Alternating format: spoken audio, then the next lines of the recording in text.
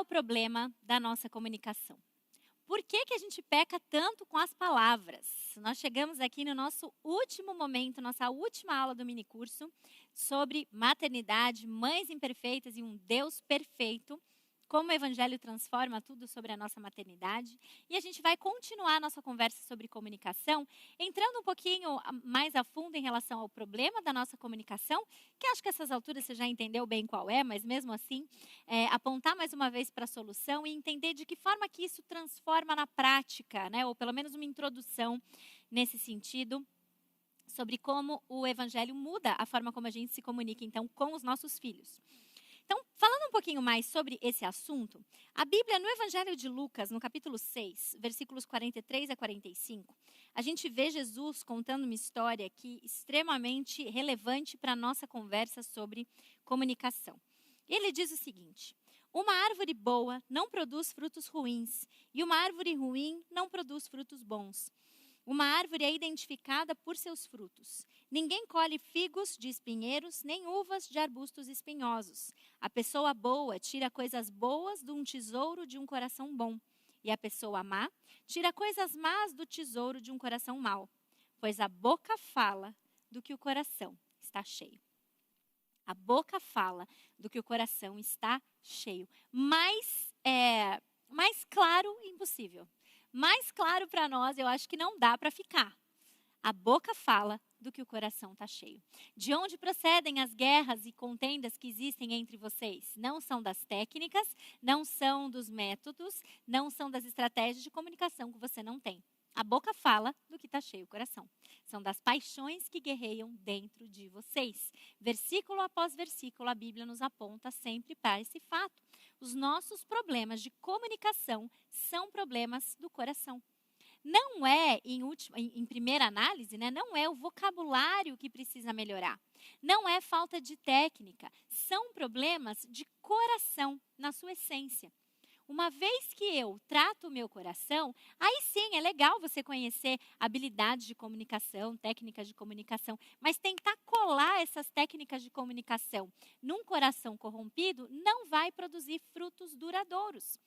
Isso é muito bom, na verdade, quando a gente entende que os nossos problemas de comunicação são problemas de coração, isso é essencial para nós. Por quê? Porque a Bíblia é um livro destinado a nos apresentar a solução definitiva para os problemas do nosso coração. É ou não é? Cristo nos salva dos nossos corações corrompidos, certo? Então, ele também é a solução para os nossos problemas de comunicação. Existe uma inevitável consistência entre o que existe no meu coração e o que sai da minha boca. Não tem outro jeito. Eu quero crer que o meu maior problema está fora de mim. Eu quero crer que eu falei o que eu falei porque eu fui assim provocada por um acidente de trânsito, ou por um dia que deu tudo errado, ou por o meu filho que fez uma coisa assim inacreditável e que isso me fez fazer. Mas não, o meu problema está dentro de mim. Essas circunstâncias todas, e muitas delas são mesmo ruins, elas só revelam o que já está lá dentro. O meu maior problema de comunicação, então, sou eu. E o seu problema maior de comunicação não sou eu, é você. O meu problema maior de comunicação sou eu e o seu maior problema de comunicação é você. Os outros não são o problema, nem as circunstâncias. O nosso problema é o nosso coração.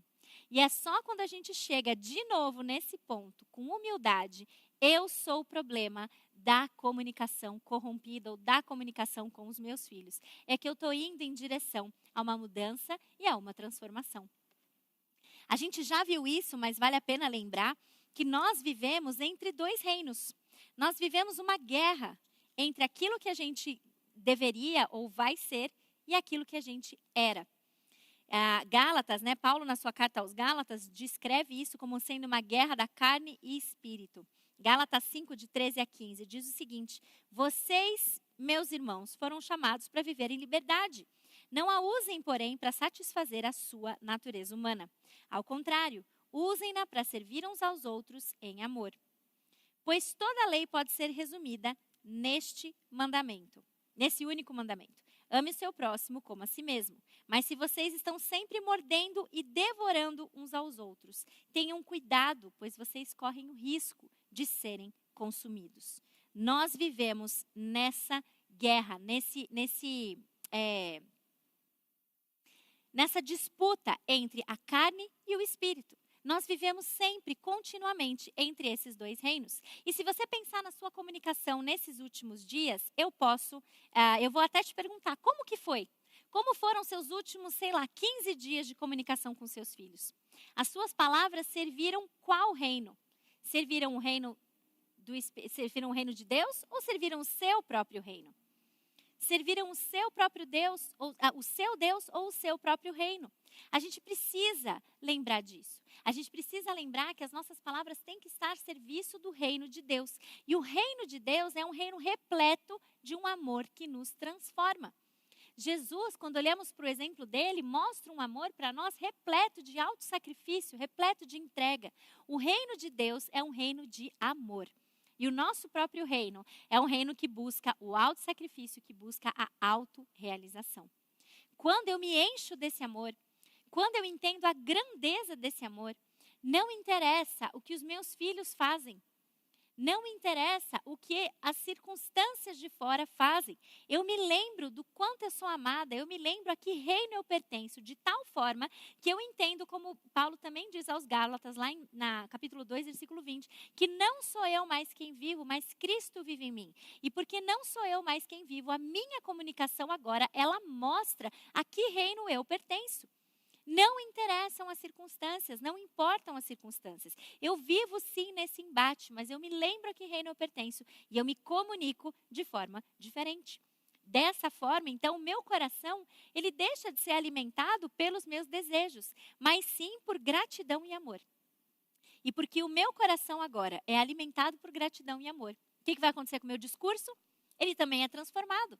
Ele também é transformado. Eu começo a olhar para os meus filhos e entender que eu devo e começo a dizer palavras de instrução, de encorajamento, misericórdia, graça, amor, palavras de restauração. Nós amamos, não só se nós formos amadas de volta. Nós amamos não se eles fizerem aquilo que nós queremos que eles façam. Nós amamos não porque as coisas estão suaves e as circunstâncias estão boas e a vida está gostosa demais. Nós amamos porque Ele nos amou primeiro. E aí, porque Ele já nos amou e já nos amou completamente, as minhas palavras podem ser palavras que servem o seu reino, mesmo quando tudo em volta está dizendo ou clamando para que a minha carne manifeste o contrário. Nós amamos. E demonstramos isso por meio das nossas palavras, porque Ele nos amou primeiro. Palavras são problemas do coração. A boca fala do que o nosso coração está cheio. Existe uma guerra pelo nosso coração. E aqui quem governa o nosso coração é quem vai dominar o nosso discurso. Quem governa o nosso coração é o que vai dominar o nosso discurso. E a minha proposta para todo esse mini curso e também para o meu curso mais completo, que eu gostaria que você depois se interessasse, fosse conhecer também o Filipenses 4:8 para mães, nesse curso e nesse mini curso aqui, a minha proposta realmente é que a gente volte os nossos olhos para a mensagem do Evangelho. Para que a gente fixe os nossos olhos em Jesus e entenda que quando a gente tem os nossos olhos fixos em Jesus, a maternidade ela é vivida sim com esperança, com leveza, como a gente tanto falou nas primeiras aulas, e com liberdade. Nós temos sim esperança real e verdadeira para viver a maternidade livre das pressões e da loucura que esse mundo nos impõe, desses padrões absurdos que nos são colocados e que tantas vezes são as circunstâncias que moldam e mudam as nossas palavras. Se a gente não prestar atenção e o nosso coração não estiver cheio, nós vamos deixar essas circunstâncias moldarem os nossos amores, e porque os nossos amores estão moldados pelos padrões desse mundo, as nossas palavras também estarão. Então, quando a gente entende a esperança real e verdadeira que a maternidade tem à luz do Evangelho, isso também transforma a nossa comunicação com os nossos filhos. Afinal de contas, como a gente já viu, mas eu quero encerrar com essa ênfase também, como que isso transforma a nossa comunicação? Muda a nossa perspectiva e muda a nossa prioridade.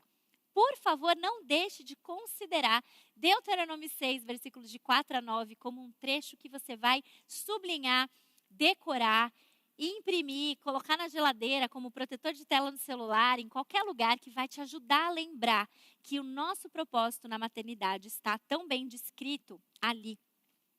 Deuteronômio 6, versículos de 4 a 9, acho que a gente já... Você, como nós estamos em outra aula, você pode estar vendo isso de novo, em um outro dia, em momentos diferentes do tempo e do espaço. Então, a gente vai voltar para lá e ver, sim, Deuteronômio 6, versículos de 4 a 9. Releia isso comigo. Ouça, ó Israel, o Senhor nosso Deus, o Senhor é único. Ame o Senhor, o seu Deus, de todo o seu coração, de toda a sua alma e de toda a sua força. Guarde sempre no coração as palavras que hoje eu lhe dou. Repita-as com frequência a seus filhos. Converse a respeito delas quando estiver em casa e quando estiver caminhando, quando se deitar e quando se levantar. Amarre-as nas mãos e prenda-as na testa como lembrança. Escreva-as nos batentes das portas da sua casa e nos seus portões. Sim, a família é a primeira comunidade de aprendizado. Aquela comunidade que Deus intencionou para que os nossos filhos aprendessem a amar o evangelho que os seus pais já amam, e porque os seus pais já amam, estão ensinando persistentemente para eles. A vida familiar é o contexto exato para que essas instruções para a vida ocorram. Aquelas conversas mais corriqueiras são o momento exato que Deus intencionou para que essas oportunidades acontecessem. Minha amiga mãe, não se engane, momentos corriqueiros na nossa vida familiar não existem. Não existem momentos corriqueiros no sentido de pode ser desperdiçado. A influência mais poderosa na vida dos nossos filhos é a conversa do dia a dia. Aquela conversa despretensiosa, não a conversa dos 12 anos, dos 15, dos 18. Porque são essas conversas, as não ensaiadas, que refletem o nosso coração. E são essas conversas que são as pretendidas e colocadas como oportunidades aqui em Deuteronômio 6. Que as nossas conversas, então, nos nossos lares, sejam sobre ele. A boca fala do que o coração está cheio. Isso é, inclusive, coerente com Deuteronômio 6. Primeira ordem, encha o seu coração com Deus. Ame o seu Deus de todo o seu coração. E aí sim, ensine com persistência, porque a boca fala do que o coração está cheio. E as nossas conversas do dia a dia devem refletir e vão refletir o que o nosso coração está cheio. O meu desejo para você, mãe, é que as suas conversas estejam saturadas, cheias, preenchidas do conhecimento de Deus. Porque a sua vida também está. E a sua vida vai crescer nesse sentido. Então, sim, reconhecer que a nossa comunicação é uma questão de coração e olhar para a comunicação a partir desse prisma do Evangelho e encher-se de Deus vai mudar as nossas prioridades e a nossa vocação. Uma outra coisa que eu quero dizer sobre isso é que muitas vezes a gente tem um desafio grande na maternidade de encarar essas conversas corriqueiras como um momento tão importante, porque normalmente a gente está cansado demais para isso. A gente acaba se preparando para a conversa dos 12, a conversa do Natal, o culto de ação de graças. Para essas ocasiões a gente se prepara, a gente ensaia, a gente sabe o que a gente quer falar. A gente olha na Bíblia, às vezes dependendo da formalidade dessa conversa, a gente até escreve um esbocinho. Mas essas conversas do dia a dia, essas conversas para as quais a gente não preparou e não ensaiou, são elas que vão revelar aquilo que está lá dentro, porque elas saem por impulso. E por impulso, sai aquilo que está dentro do nosso coração, certo? E além disso, uma outra coisa importante da gente refletir em relação a essa questão da comunicação é que ela reflete aquilo que nós estabelecemos como prioridade na educação, criação e formação dos nossos filhos. E isso vai mudar também a forma ou o nosso processo de comunicação, nos tornando boas ouvintes e nos tornando humildes.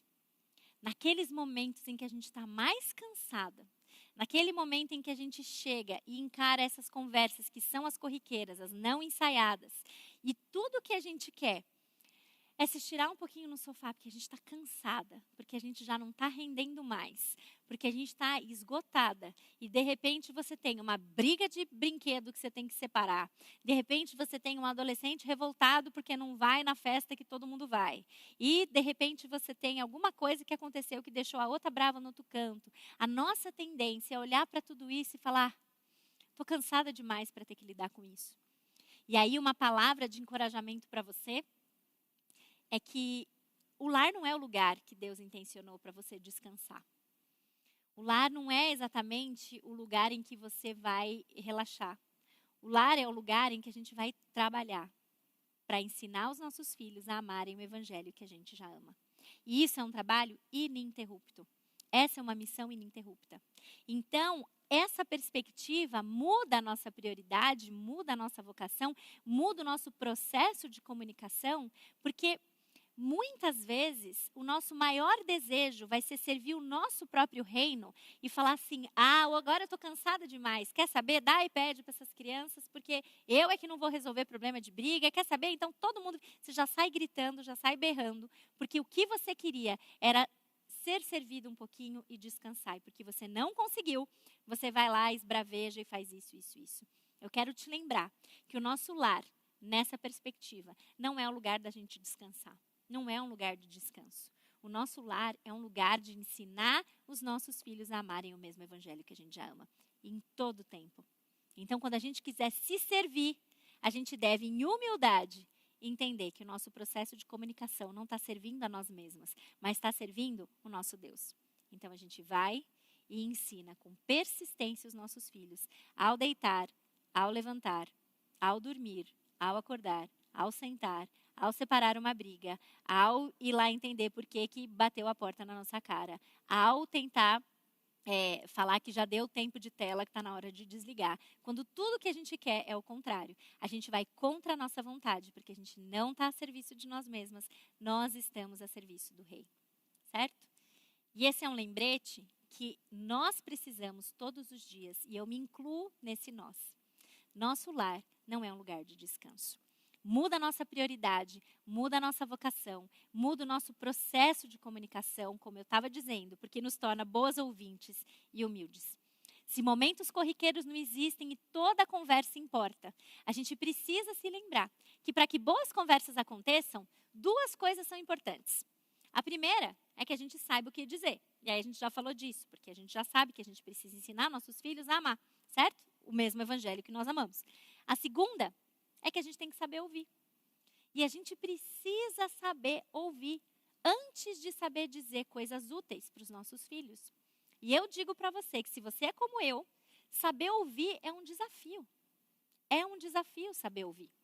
É difícil ser um bom ouvinte. A gente tem um jeito, parece que especial, de mostrar para os nossos filhos de uma maneira bem específica que a gente está ouvindo, mas a gente não está muito ouvindo. A gente está ouvindo, só que não, a gente está meio distraído.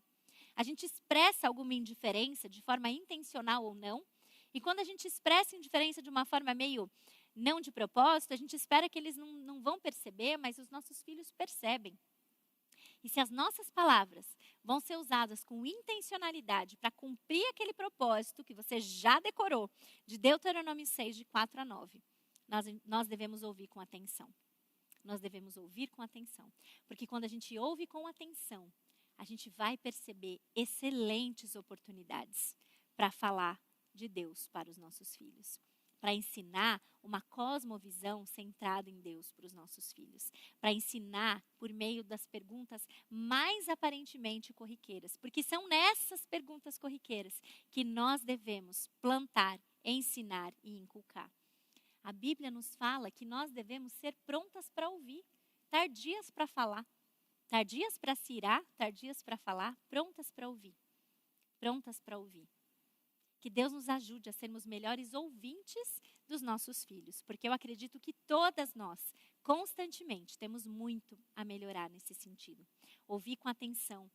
Ouvir com atenção não as conversas importantes, de novo, conversas importantes entre aspas, né? Ouvir com atenção as conversas corriqueiras, os detalhes do dia, o seriado que gosta, os personagens que interessam, os livros que leram. Tantas vezes, principalmente os nossos filhos falam muito, né? Você já deve ter visto a internet uma vez, eu acho que até mencionei isso em algum lugar aí. Eu não lembro qual é a média agora, mas eu acho que é de 300 a 500. A média de perguntas que uma criança em idade escolar faz por dia. Dependendo do filho que você tem, você está olhando e fala, não, meu filho joga essa média para cima, porque o meu filho faz muito mais pergunta do que isso. E é um desafio a gente ouvir todas elas com atenção. É um desafio você parar tudo que você está falando para responder para o seu filho qual é o dinossauro preferido que você tem. Que se você fosse um personagem da Marvel, qual personagem você seria? É um desafio você parar o que você está fazendo para, eventualmente, ter que responder perguntas desse tipo. Mas no meio dessas perguntas desse tipo, vem perguntas que são excelentes oportunidades. Mas a gente só vai pegar se a gente ouvir. A gente só vai pegar se a gente estiver disposto a ouvir. E veja, eu sei que você está me entendendo, eu não estou defendendo que toda interrupção mal educada dos nossos filhos deve ser imediatamente atendida, mas as conversas que você tantas vezes se recusa a prestar atenção, e eu também, a gente precisa ser prontas para ouvir. Muda a perspectiva, muda a prioridade, muda esse processo no sentido de que nós nos tornamos boas ouvintes, mas muda o processo também porque nos torna mais humildes. Humildes a ponto da gente reconhecer as nossas faltas, as nossas falhas para os nossos filhos.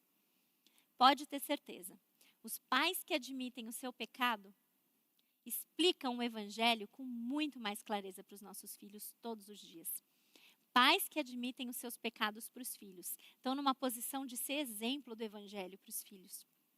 Filho, mamãe sempre te ensina a obedecer, né? Mamãe sempre te mostra que obedecer é importante. Mamãe sabe que você não consegue obedecer completamente. A mamãe também não consegue. Mas sabe qual é a boa notícia? Jesus veio.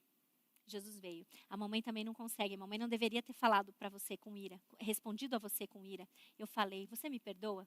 Graças a Deus, Cristo veio. E debaixo dele, nós temos o perdão para os nossos pecados. Então, eu pedi perdão para Deus e eu preciso pedir perdão para você. Você me perdoa? Que oportunidade de ver o evangelho tão bem explicado. Quando a gente tem a humildade de mostrar para os nossos filhos que a gente não está numa posição moral superior a eles. Nós estamos cumprindo o papel que nos foi instituído, uma autoridade que nos foi instituída, mas somos pecadores como eles. Somos pecadores como eles.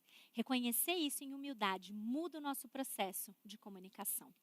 E por último, quando a gente entende que comunicação é um assunto do coração e isso molda e muda a nossa forma de enxergar a comunicação, isso também muda o que nós falamos. Muda o nosso discurso, que começa agora a ser um discurso permeado de amor, graça, verdade e honestidade. Amor e graça, porque aquilo que a gente recebeu é aquilo que a gente dá. Aquilo que a gente dá sem exigir nada de volta.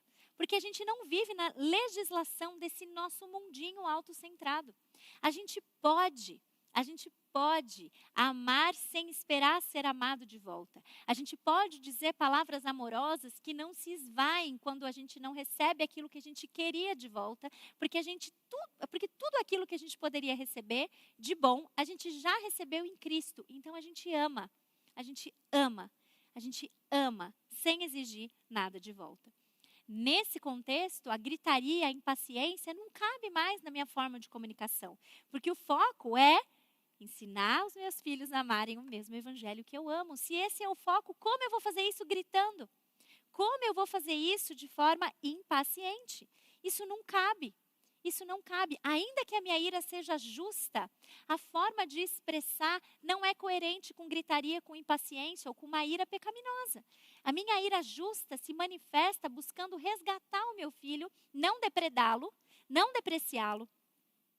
Muda, porque agora eu me comunico com amor e graça, mesmo diante do pecado deles. Muda, porque agora eu falo a verdade. Falo a verdade. O Paul Tripp diz que nem sempre falar a verdade aos seus filhos é útil. E essa frase me pegou de um jeito que me chamou muito a atenção. Você falou, como assim? Não é, né? A gente tem que estar comprometido com a verdade e tal. Mas a interpretação que ele dá para isso é muito importante.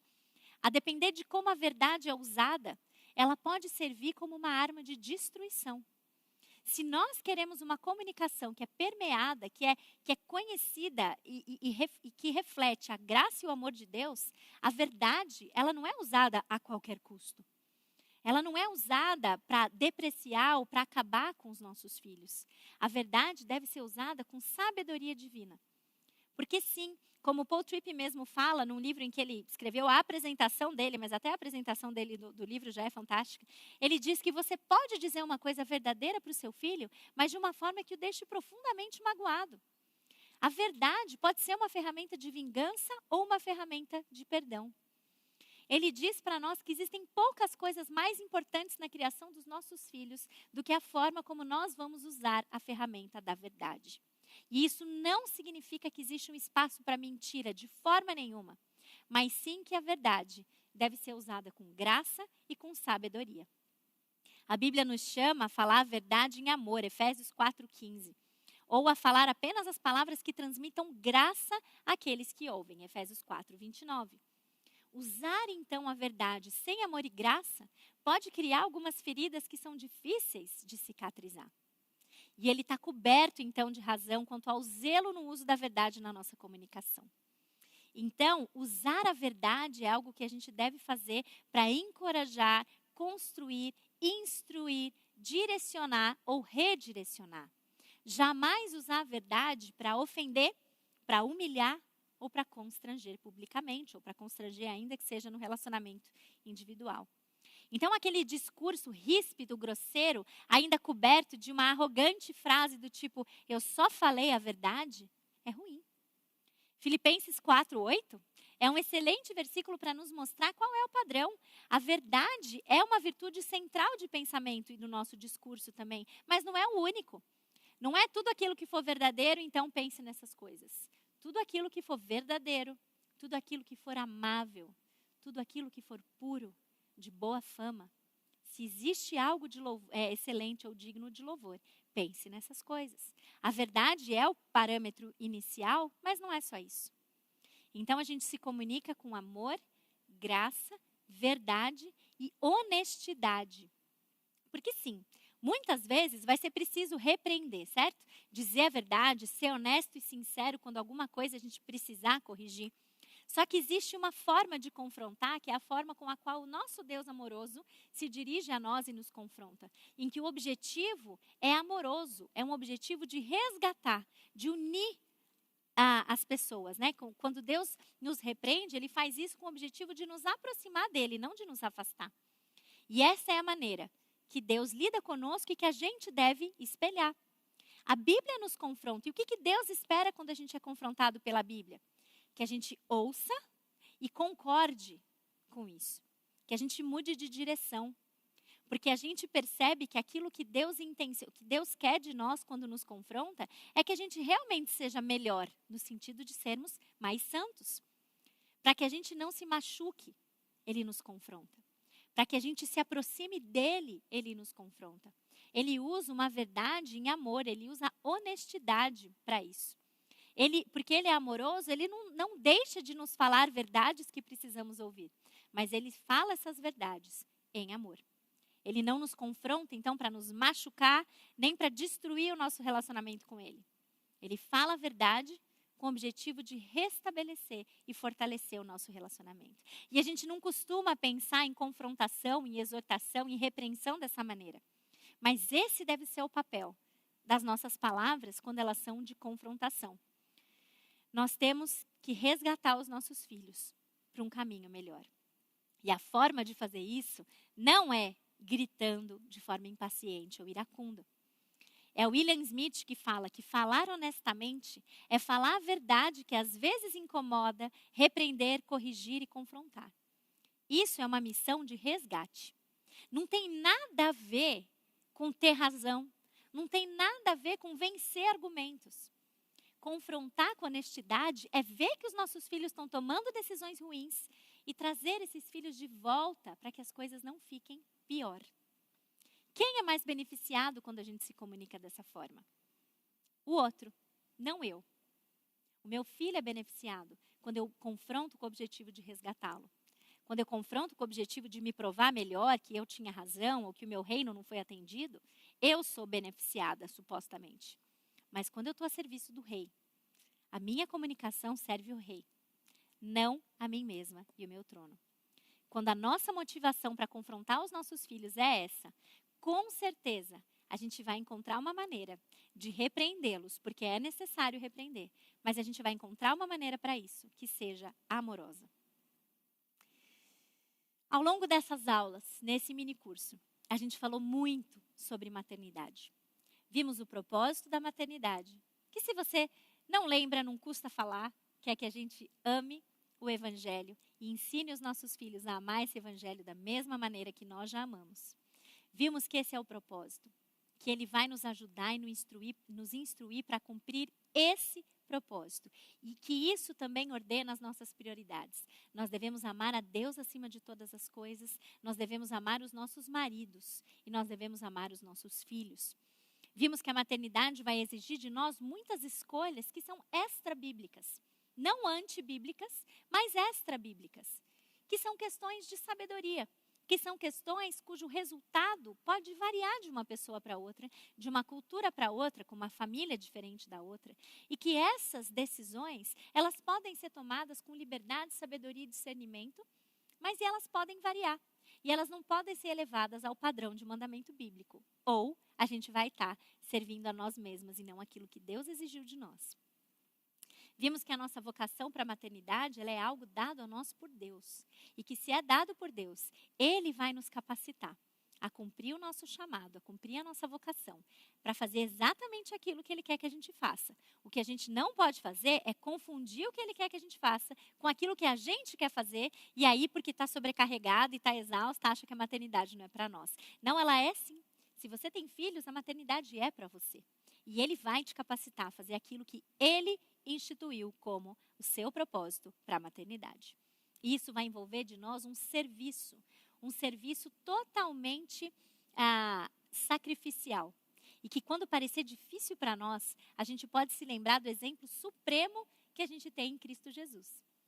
Ninguém serviu e se humilhou a ponto do que Jesus fez por nós. E nós temos nele esperança e motivação e a capacidade operada pelo Espírito Santo de servir os nossos filhos da mesma maneira. E nós vamos servir principalmente por meio de palavras, nas conversas mais cotidianas e corriqueiras dentro da nossa família. Deus nos colocou para nos comunicarmos com os nossos filhos e ensinarmos verdades preciosas sobre Deus.